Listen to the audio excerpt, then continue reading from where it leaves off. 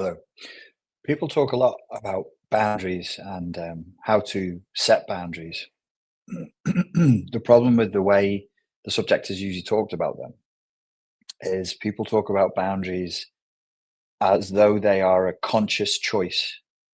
You consciously choose to have a boundary around this thing or that thing.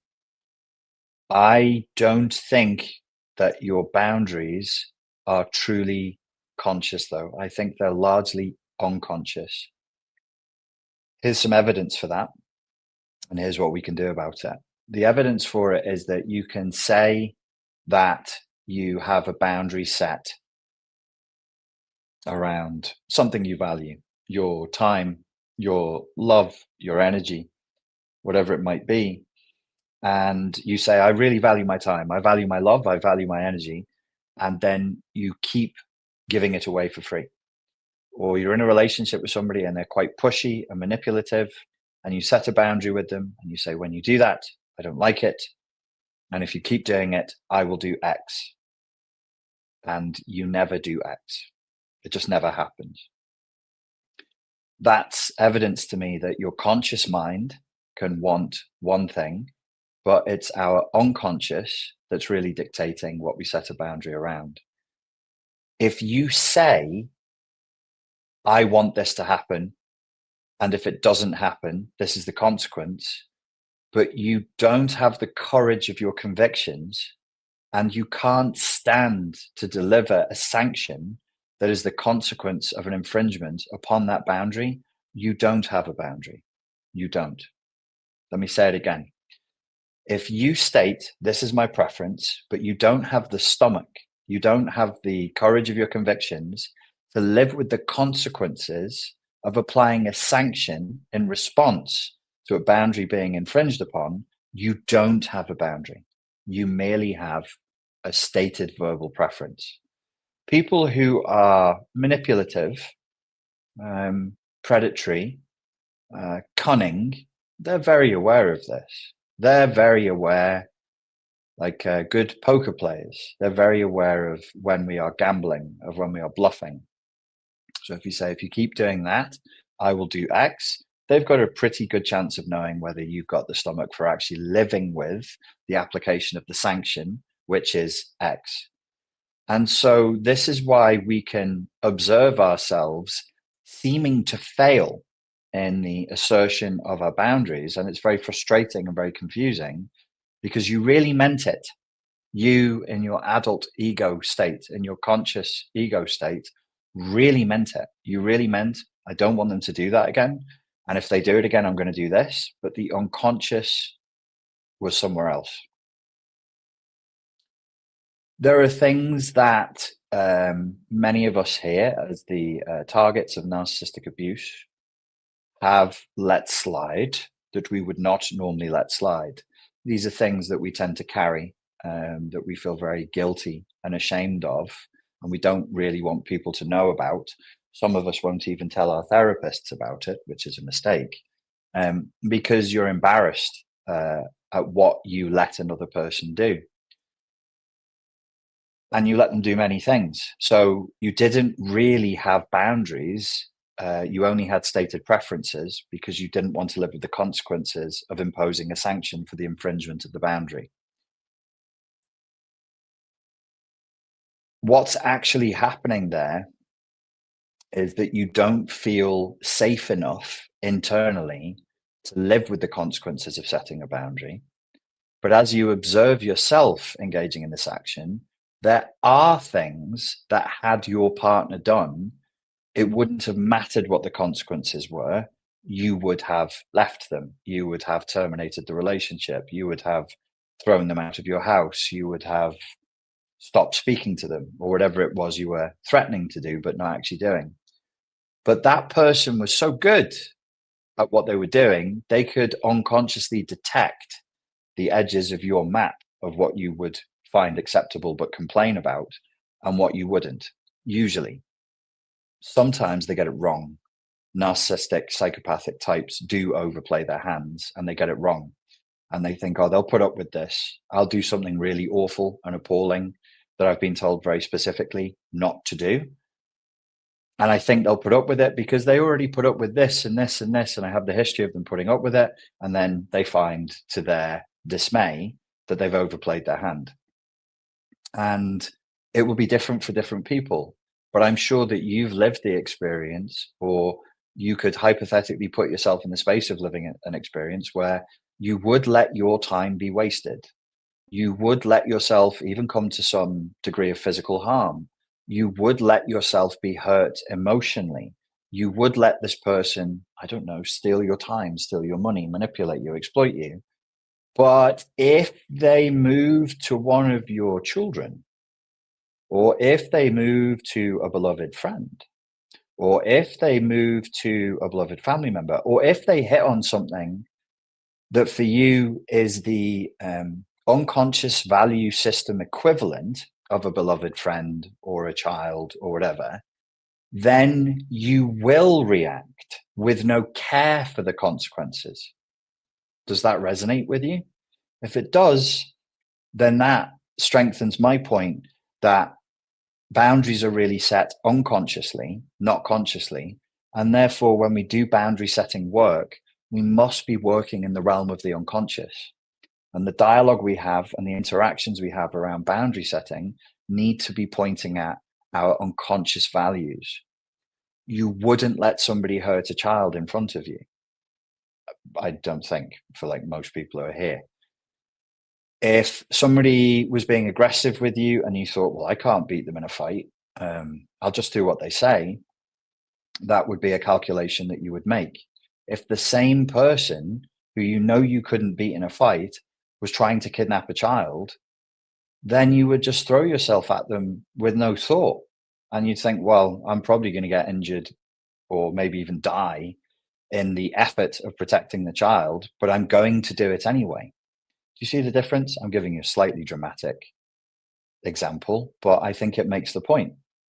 Now, if I am to be injured, let me be injured. Well, you wouldn't even think that. You would just act. You just attack the person. And if you're not very physically strong and you're not very physically capable, you would do a bad job of it, but you would do the best you could out of sheer instinct, out of sheer unconscious instinct. You would do it. I can tell you stories, but unfortunately, they're rather graphic. They come from. I won't say anything gory.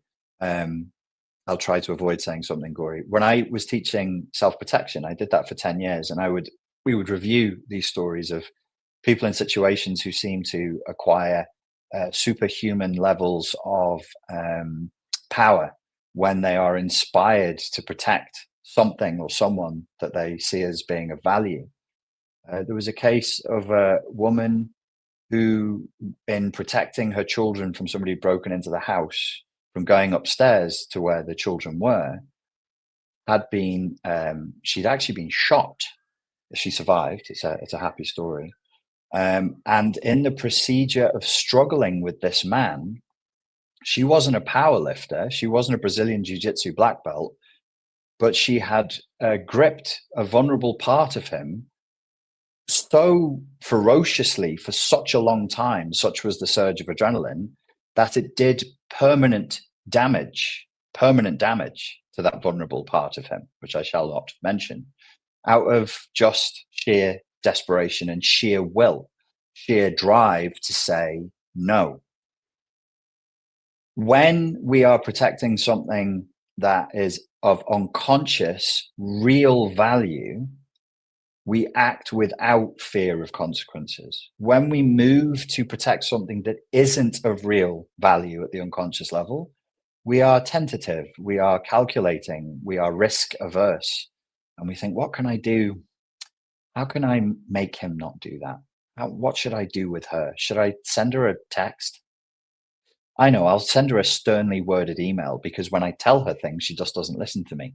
But I'm sure if she sees it written down in my sternly worded email, she'll change. No.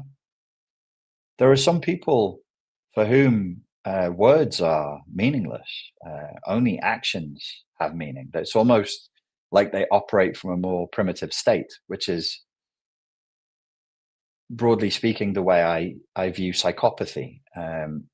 Less as a sort of a perversion of sanity a perversion of normalcy and more of a regression back to a primitive state, to our primitive state, to our evolutionary heritage, an animalistic state where the niceties of modern civilization and culture and right and wrong and respecting other people's boundaries just wouldn't have been an adaptive measure. If you want something, you just take it.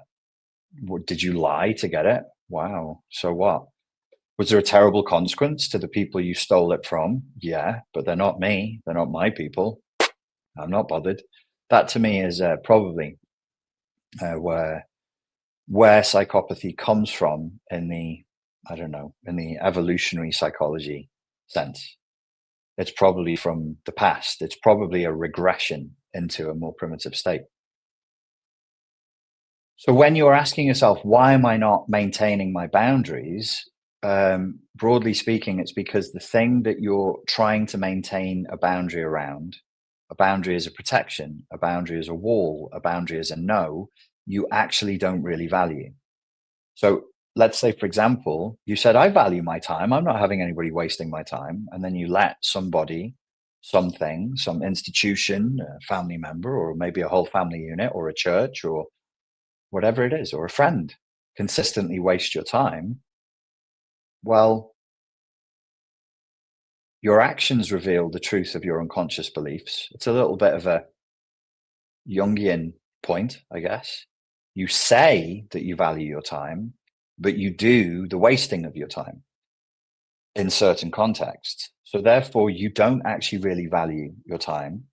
And then instead of doing silly, goofy, cringy exercises where we learn affirmations like, I will stand up for myself. And then you look in the mirror and you say, hey, mister, I don't really like the way you're talking to me and I ain't going to stand for it. I ain't. I'm trying to get all tough. Like Robert De Niro in Taxi Driver, you're just talking in the mirror, being a tough guy or a tough girl, getting all gangster in your house alone where there's no pressure. And then in the real world on the street where, tip of the spear type moments where you're actually in conflict with the person that you're trauma bonded to, you fall apart. So that's one side of the coin. We see that there's a lack of true value for the thing that you're trying to protect. And that's what we need to address. And that's what we need to work with. And then there are other elements to it, like, why don't you feel safe saying no? Why do you become terrified when you say no? And these are things that we need to explore. If you are a member of the Richard Grannon community, we've just released a new module for the Complete Narcissistic Abuse Reprogramming Guide. And it's a 3-video module that's all about this resetting of one's boundaries. And it goes pretty deep into the unconscious mechanisms of where our boundaries come from. So we have things like, do you really value the thing that you're trying to protect, or do you just say it? And then there are tests we can run to know whether you really value it or you're just saying it. We can look at, do you feel safe saying no? And if you don't, why not? And what we can do about it. And then I like to look at, can you live with the consequences of asserting a sanction? A boundary has to have a sanction to it. There has to be a consequence. Otherwise, you're just going, please don't do that. Please don't do that. Please don't, no, please don't, please don't do it. Please don't do it. And they just keep doing it. What are you going to do about it? What are you going to do about it? Your words mean nothing. What are you going to do? And the assertion of boundaries, the assertion of sanctions in the protection of boundaries is costly. It's costly at a national level. If somebody flies into your airspace or crosses the border and you want to impose a sanction as a consequence to the infringement of the boundary, it's risky. There's no safe way of doing that I'm aware of. And it costs. It could cost, I don't know, millions in military equipment. It could cost thousands of people's lives. It could whatever. But there must be a sanction for the infringement of a boundary, and you must be willing to live with the consequences of imposing that sanction, or else it is not a boundary at all. It's just a statement of a preference. So if you're interested in that, that's the latest module update to the Narcissistic Abuse Deprogramming course, which is, of course, available to everybody who is a member of the community. If you have any questions, you missed the 30-day challenges. We've got a 30-day challenge coming up. I won't talk about it just yet. We're going to do it in the new year, but there is a 30-day challenge coming up. That was for Blue Sky. So if you have any questions, feel free to ask. You can see, oh, Max is here, and he's just put a link. Oh, okay, La, I've been listening to and watching your stuff since Street Fight Secrets. Listen here, lad. I'm all about that Street Fight Secrets, lad. Thank you, Tower. Boundary Reset. There's the link for that. If you take a picture and you can copy and paste the link. Narcissists don't respect boundaries. They become more obsessive stalkers. Big facts. Carmen Lee. Boundary is only as good as you're willing to protect yourself. Correct. Lupita says, blowing my mind. Thank you, Lupita. So if you have any questions, feel free to write them out, and I will endeavor to answer them to the best of my abilities. I'm going to switch off the camera and the mic for 2 seconds. I will be back.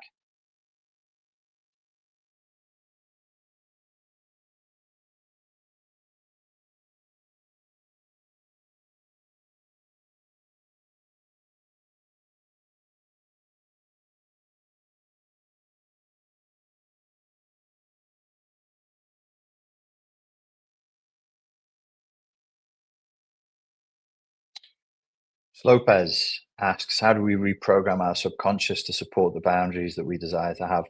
That's what we cover in the boundary reset module. It's not that it's hard, like it's not hard work, but it's delicate work. So you can waste a lot of time firing energy past the unconscious. There are levers.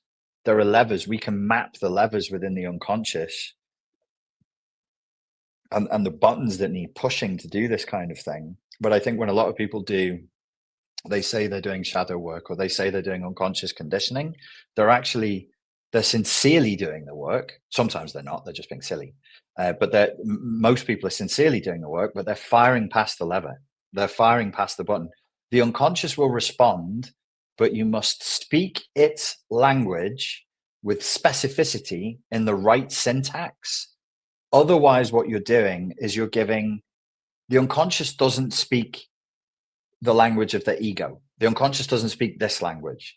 The unconscious speaks the language of imagery, of infrastructure, of archetype. So we must appeal to the infrastructure directly.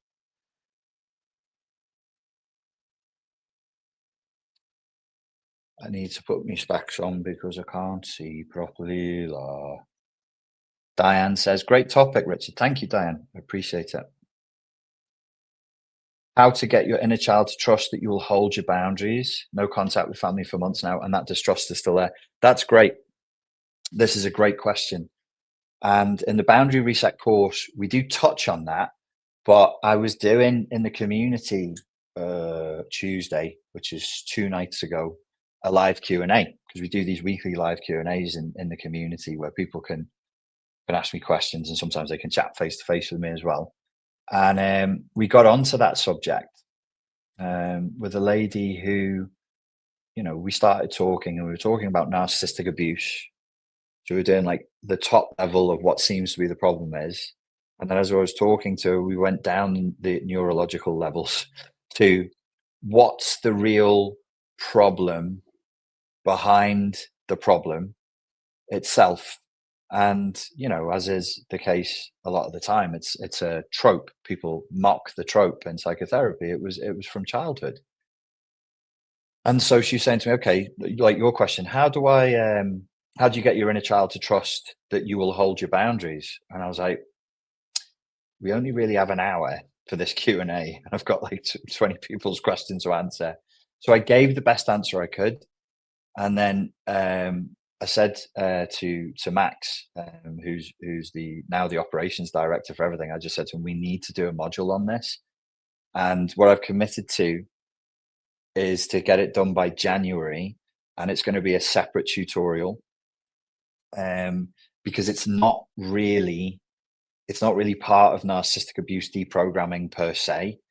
But it's going to be a course that I think a lot of people who are interested in narcissistic abuse will want to do. And I don't know how long it's going to be, because I have to go back through my notes to learn how I did it. And I did this in therapy through transactional analysis. You could argue that the biggest leaps in therapy that I've made in the last 3 years, and I've just actually closed my therapy out just a few days ago, for the time being, were really about the connection and the protection of the inner child by the adult ego state against negative superego injunctions internally and nasty manipulative people externally. And the ironic thing is, and I'm sure it's true for you as well, I'm not a perfect person, believe it or not. There are many things that I'm not very good at. Mathematics, for one, don't like it. There are lots of things I can't do, but generally speaking, I'm a fairly capable adult. And for me, as a capable adult, to stand in between negative superego injunctions and nasty manipulative people, between that influence and my inner child, and be like, it's all right, I'm doing this, I'm protecting you, I'll protect you now, I'll deal with this, was very easy, because I'm an adult and I'm not afraid. But the child part of me, if you look at it from more of a parts therapy, internal family systems point of view, the child side of me is extremely vulnerable and extremely afraid. Now, when I say it was easy, it's easy. Again, we're in the realm of the unconscious versus the conscious. It's easy when I remember to do it. The hard part was remembering to do it. But if I remember to do it, it was never a problem. There's never been a day in my life in the last 3 years where it was hard to do. It was one of these things. I remember the first time I started doing it, and I started to get like rushes of elation, because I've never done it before in my adult life. I think the first time was like 3 years ago. I'd have been 44. I'd never done it before. And I was like, oh, I can do this. And it felt like acquiring a superpower. So I will do that as a separate module, as a separate course. The narcissistic abuse deprogramming course is going to stay as it is, and that one will be a separate course, because it crosses over with childhood trauma, CPTSD, and I've been asked to do inner child work over the years, and I haven't. So it'll be my first course on that. Hey, Richard, here in San Diego. Hello, San Diego. San Diego, drink it in. Obsessed with the blood moon. Oh, that's a weird comment. Okay. Boundaries are built on trust, nothing more. Trust with no accountability is the heart of every broken boundary, is the input from encouraging, building, inspiring. Thank you. I shall look up for some more questions. What if the person always questions everything you say? Is that narcissistic? I don't think it's one of the diagnostic criteria, as far as I know. I've never heard of that being one, but somebody having a very interrogatory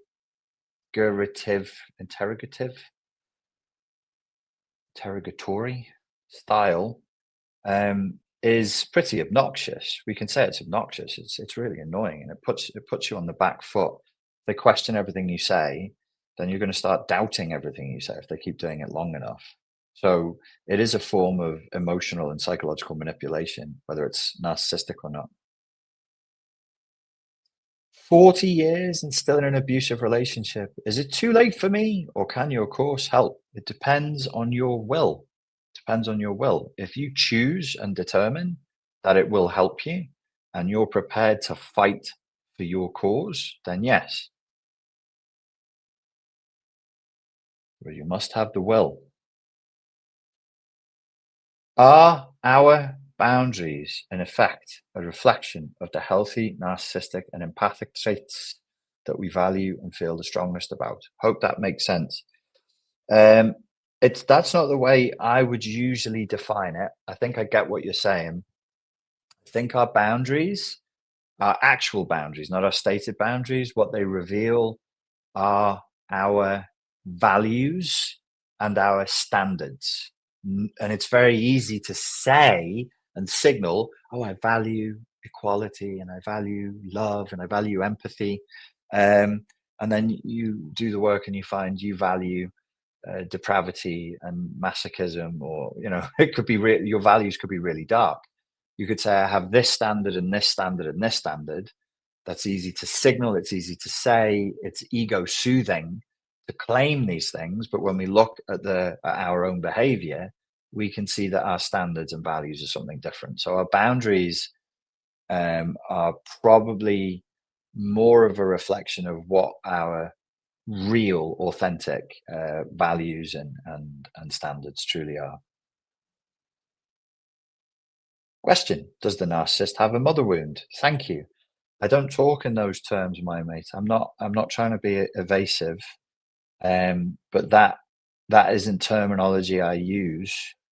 And a couple of years ago, I would have tried to answer that question from that terminology, but the terminology I use as a person who cares about language and understands the power of language, I narcissistically believe the way that I define the problem linguistically for you automatically and unconsciously implies the solution itself. So why don't I talk about attachment styles? Why don't I talk about love languages? Why don't I talk about father wounds and mother wounds? Because when I say the problem is this, so if I say the problem with your boundaries are that they are unconscious, what's implicit in me saying that when you decode it and make sense of it in your brain is, well, then the solution must come from the unconscious as well. It can't be conscious. Aha. So boundary work, I must do it unconsciously, if you know what I mean. Now, is there a mother wound? Maybe. Maybe. Do narcissists have a mother wound? Maybe. It's not part of the way I linguistically frame the subject. Some things are a bit too vague for me as well. So I'm pretty mechanistic. I like psychology as engineering. I like psychology as architecture. And mother wound sounds like it could yield a temptation to some rather vague and woolly thinking, in my humble opinion. But then you could go 3 doors down to the shop down there, another YouTube channel, and they're explaining the mother wound very well, and it really helps you. But that if I did that, that's me aping them. It's not coming from me authentically. So I'm aware of the limitations of what I offer, but I don't think I need to offer everything. Do you know what I mean? I offer my perspective, and it helps some people sometimes, or it can help people, it can help fewer people this way, but the fewer people it does help, it helps very, very deeply. Whereas if I tried to be all things to all people, it would dilute it, would weaken it out.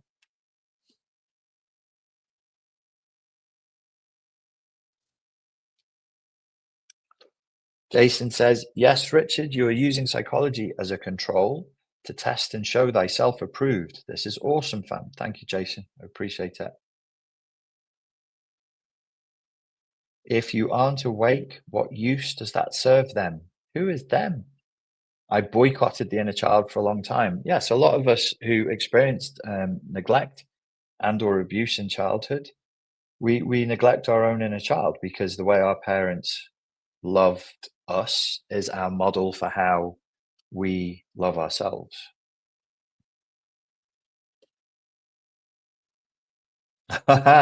Yes, yes. So well, I don't know what the long-term consequences would be. So I would be frightened of the long-term consequences. I've really tried as a thought experiment I did it just recently. I was in a long ass taxi journey and I was bored and didn't want to look at my phone because it was making me feel car sick. And I'm really trying to look at my phone less because I know how bad it is for you, but I'm just as bad as everybody else is for sticking my head down like this. So I looked out the window and I was like, okay, let's do something else. I was like, okay, so narcissism, grandiose delusion, yeah, yeah. Core of narcissism is what? It's the false self. What does the false self do? Keeps reality at bay, right? Can you do it? So I went, I am amazing and I deserve better treatment than everybody else on this planet. I am awesome. And I tried to go into narcissistic delusion. I couldn't do it. I couldn't do it. It was shit. It was so crap. Like this, I really tried, but the system kept going. I was like, no, that's not right. That's not right. That's not right. That's not right. I don't know. I don't know if as an adult you could really self-induce it. I said on another podcast on the Truth Temple podcast, it would be interesting to take somebody as an adult and then for 2 years create a fake environment in which people are constantly telling them they're amazing and they're encouraged to be exploitative and they're encouraged to be entitled just to see what that would do. But again, it's pretty dangerous. So if it was okay, if this was a sci-fi world and it was VR, so it's not going to actually impact my physiology or my neurology. And once the VR goggles are off, it's over, then yes. Then yes. I would be fascinating. I would love to know what it's like to have that level of grandiose delusion. I aspire to that level of grandiose. I would love to be more grandiose. Really good question. Really, really good question. Tips on dealing, and if anybody can do it and you can pull it off and you can go there, or if you're a writer and you can do it creatively and you can write about it or anything, please tell me in the comments because I would like to be able to simulate it for a bit and just be like, okay, because everything I'm saying is theoretical. So I'm reverse engineering from what I've observed. I'm like, oh, they must perceive reality as just opportunities to gain narcissistic supply. They're scanning people for vulnerabilities so they can extract narcissistic supply. That's fine. It's all good, but it's pure theory. It's pure theory. I can't get there. If I do thought experiments around psychopathy, I can get there. I can get there. Narcissism is it's too disconnected from reality, and I've spent my whole life being obsessed with like trying to stay grounded in reality, and it just goes against my gears. But if anybody knows how to do it, tell me. I'll give it a go. Tips on dealing with intense rage. Ooh, catastrophizing in the context of how to handle an arc if they show up. I logically know that not answering is the answer, but my mind wants to prepare.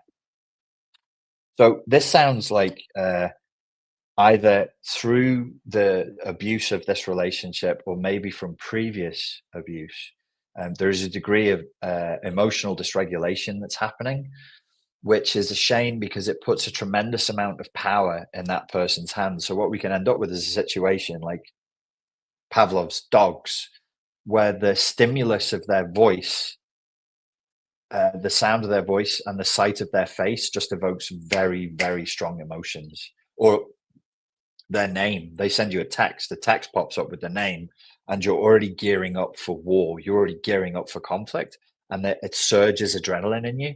I don't like that. I don't think that's good. So I would work on. I don't offer tips because tips won't work. What I can offer is training. So if you go on YouTube to Fortress Mental Health Protection System, there is an entire course on overcoming complex post-traumatic stress there that's free. The first part of the course focuses on dealing with emotional dysregulation and reducing emotional flashbacks.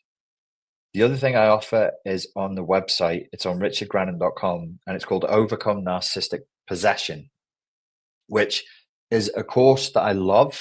it performed so badly because I mistitled it, because it was a year and a half ago, I was reading Jung, and I was getting into like animus possession and animus and anima possession, and how that which we disavow in the shadow comes back to possess us. So what I wanted it to imply was that the narcissistic introject possesses us, and how to deal with that. Really, really crap title. Such a shame, because there's very little interest in it, but it's a good course. Now, what the course actually does is it reduces the significance of the narcissist, or the abusive person, whatever their diagnosis may or may not be, to you in your life. Any budding copywriters out there want to tell me what a better title would be? I'm all ears. The course teaches you to reduce the significance, the trigger, the conditioned Pavlovian response to that person, write their way down. And it was specifically for people who cannot avoid contact. They can't go no contact. That's their boss. They're in a messy divorce. They're in shared custody. They can't go no contact. They have to have contact. Okay, we know you're going to have contact. How do we reduce the other person's power? Any titles you guys have, any budding copywriters out there? I just need to turn the camera and the mic off for a second. I will be back.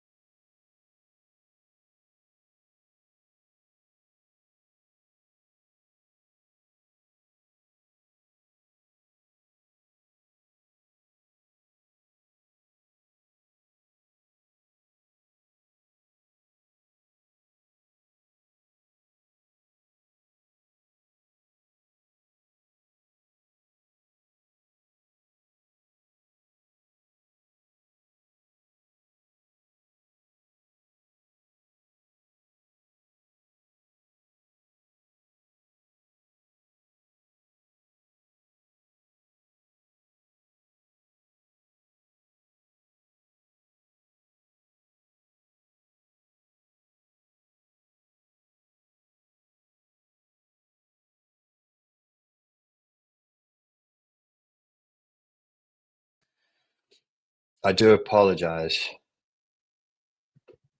I'm in Prague, and it's winter time, and it's cold, obviously, because it's the Czech Republic in December. But the response most people have to that is to just crank up the heating as high as they can. And I hate heating inside. It just drives me mad. It blocks me up. I can't think straight. I've got windows open here, and I'm in a hotel where they're like, you can't choose whether the heating is on or not. It is simply on. It is abuse, comrades. Why they do this to me? It is torture. So, how to reclaim your power from a narcissist? That's good.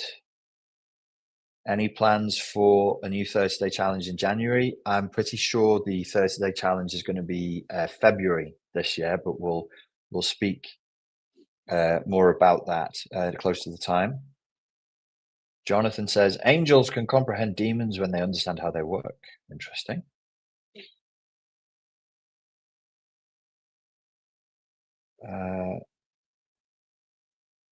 I can feel my resentment towards the abuser pushing me into turning into a jerk. Any tips on tempering this? I don't really offer tips. But what I would say is, we've all been there, but it's a real shame to let somebody else's negativity, pettiness, envy, hyper-competitiveness, spitefulness, obsessive drive to generate negative responses in other people, drag us down to that level. That's a real shame. So if 'twere me, I'd be looking at, how much contact do I really need to have with this person? What kind of contact am I having? And what boundaries am I placing upon myself in that contact with that person? Am I being careful? Have I decided what my standard operational procedures are, what the rules of engagement are, in a careful, planned, and boundaried way, in line with my objectives? So if my objectives were to be able to interact with that person without them putting me into a negative emotional state, I would set rules of engagement and standard operational procedures that were congruent with that objective. Reframed to insignificance, that's a good title. Expanding resilience, something. Expanded resilience or something. To reclaim your power, taking control of contact. That's yes, because it's context specific as a title. That's good. They enjoy getting reactions from people, positive or negative. Yes, the reactions become a kind of narcissistic supply um, for them, for sure. If you have, that would be a good byline when avoidance is not an option. That would be like a very good subheader, because then people be like, okay, that's me, which is what you want to do when you're talking about a course and you're offering a course. You want the person to recognize themselves. Ah, that's for me. That's for me. So that's a very, very good. This is turning into a sales copywriting seminar. That's a good subheader for sure. Was there fair? Like Jordan Peterson, much like everyone else. Is this why you globetrot? Clear skies, I don't know what it means. Tell me more. Okay, if there's any more questions, feel free to ask them. Where do you buy glasses? These were bought at an optician in Morton in the Wirral, and the brand is called Wolf. Hit me with a couple more questions and then we'll start to wrap it up. Why Prague? I have friends here, and I love this city. I love this city. It was a center of alchemy for more than a century. It is a magical, beautiful city. How to extract yourself from a narc hole. Yes. Practical. How to extract to pull yourself out of that narc hole. How do you deal with flashbacks in the middle of the night? I generally would say I haven't had flashbacks in the middle of the night for a long time. So you don't want, how should I answer this? You don't want a technique that you need to remember when the attacker is saying, give me your money at the ATM. Because you probably won't remember. You'll be stressed and you won't remember the technique because you're already in it. What you want is not to go to an ATM at night in a dodgy area where somebody could attack you. And if you're compelled to, you check it out first and be like, I think something's going to go wrong here. I'll pick up the money tomorrow. So what do they call that? Prevention is better than cure. Prevention is always better than cure. So by day, you would be working on your emotional regulation exercises. We have a free course over on Fortress Mental Health Protection to do that. It teaches you how to do an exercise that I created called emotional literacy, which was shown again and again and again with hundreds. By this time, it's been going on for probably 10 years now, probably thousands of people. If you do the exercises consistently, it can't cure CPTSD, but what we can say is it reduces the frequency and the intensity of the flashbacks, and it reduces them quite quickly. Now, are you going to go from 100% flashbacks to 0% in 2 weeks? No. But if you work it for 30 days with consistency, you could probably get, you can probably get down to 100% to 30%. So you'll feel a 70% relief. These are rough numbers, very rough. And the reason why I'm giving you is to say this: when you get down to 30, then it slows down. So you have this great progress, and then to get that 30 down to 20, down to 10, down to 5, it takes time. But the original, 70%, a month, a month, because as I said before, the way we love and care for ourselves is the way our parents loved and cared for us. So if they were abusive or neglectful, we're abusive and neglectful of ourselves. Generally, as a generalization, like people with CPTSD, more often than not, they were raised in adverse childhood conditions. So if you just dial up the self care and the self love and the self regard in practical ways. You don't just say it like I show you in the course how to do it. Even the emotional literacy exercise is you building a bridge between your adult ego state and your inner child. How do you feel about that? How do you feel about that? And what's behind that feeling? And just looking at your authentic self and your real emotional responses instead of being a tough CPTSD person and being like, I'm too tough for that. No, I'll just shove that away. No, no, no, emotions. I don't deal with emotions. I don't need emotions and pushing it all away.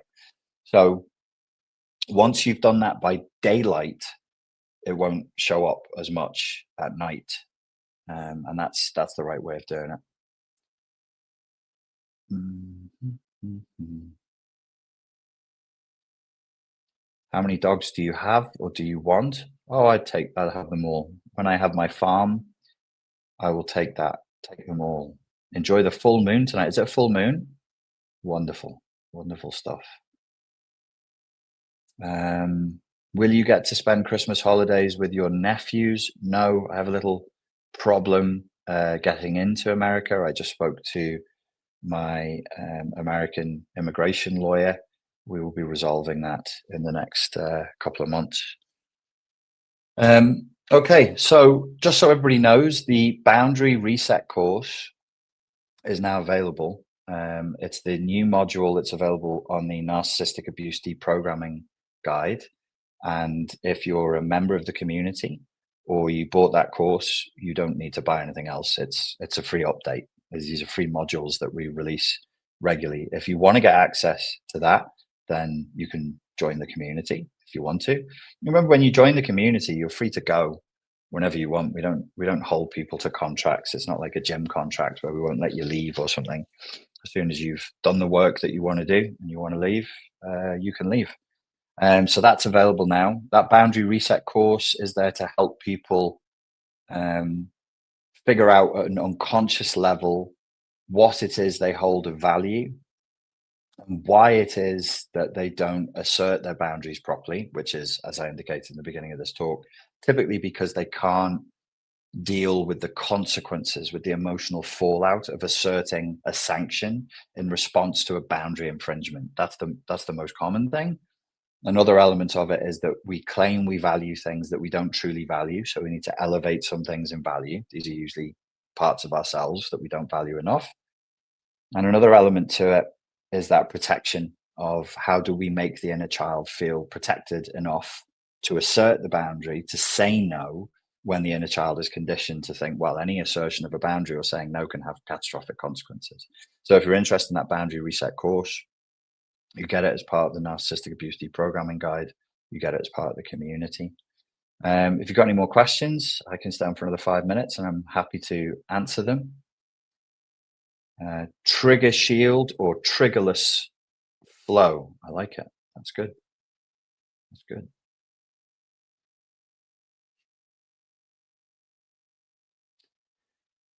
I'll be back in 1 second. Think of a question. Think of the last couple of questions and then we'll wrap it.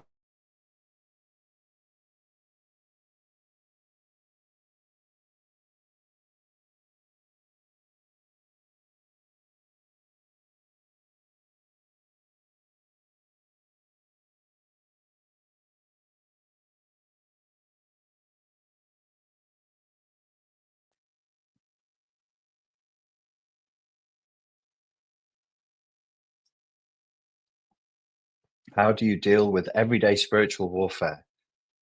By keeping my mind upon God and on God's will, sir. great awakening from our collective narcissism? Possibly, you know, we're creatures that move towards evolution and towards transcendence by nature, it seems. You know, if I don't know what reality is, I don't think anybody really knows what this reality is, but it might be a machine for squashing consciousness and for uh, through pressure improving the quality of consciousness, elevating consciousness slowly across time through pressure. And that seems to be the evolutionary drive, upwards, not downwards. If there is meaning here, and I think that there is, then it seems to be that. So yes, probably that. Are you moving to the USA? No, but I need a good visa, because I will be there more frequently, and I have work there. I can't really say too much about the work there yet, but I will in January. But I will be in America more often over the next few years. I am working with Dr. Jamie Heisman. He runs the Star Network, and it's a charity. They do meetings called the Taranon meetings. These are free meeting groups for people who've experienced narcissistic abuse. Dr. Jamie is a very, very nice man. He is a psychology PhD with a wealth of experience. He is Florida based, and he's been following. He likes my work. He's been following my work for years, and we're going to be working together. I can say that. But he has 3 meetups that you can go to. I'll post a link in the comments as soon as I close out. Somebody says, "Come to Texas." Terry McDonald says, "Come to Texas. Listen here." Jody says, "North America needs help." Well, what you need, listen to me. Listen here, because I'm talking. I'm a straight shooter. What you need is a British colonial man. That's me. I'm going to come over there and I'm going to take it back. You need to get yourselves together, or else I'm going to take it back for the crown. Yes, sirree, Bob. Don't like that much, do you? See, if I did that and I came on my white horse in a red jacket, you would put aside your differences and say, "Kill the British, unified in violence." I would do that for you. Such is my love for America. That's what you need. You need a common enemy. I'm perfect for the role. I will come over there and I will make that happen. I need to hear your New York accent. I can't. I've never been able to do it. If I spend more time in New York, I'd probably get it, but I end up sounding a little more New Jersey and a bit more Sopranos-y. So glad I caught this live today, says Tetro. Thank you very much. Thanks for coming along. I appreciate it. Canada thinks you are the king. Well, Canada is just a wise nation and it has great understanding and depth, you see. All right, ladies and gents, thank you very much. Oh my goodness, can you survive an MMA cage match with Martin Ford and or Scott Adkins? No, I'm 47. They're not that much younger than me, but they've taken better care of themselves. I don't know Martin Ford, but I know Scott Adkins. Some of my friends are friends with him from doing stunt work. No, I don't think I don't. Scott Adkins, 30 to 45 seconds for a man at that level of training and fitness to do me injuries that would change the rest of my life on Earth. I'll give it a go, and I'll give anybody a go, but I'm not insane. If somebody's very well trained and very fit, and their life is built around smashing people to bits, they're definitely going to smash me to bits. These are the hard facts of the situation. All right, ladies and gents, let's leave it there. Thank you very much for your time and for your attention. And I look forward to speaking to you all very soon. Thank you.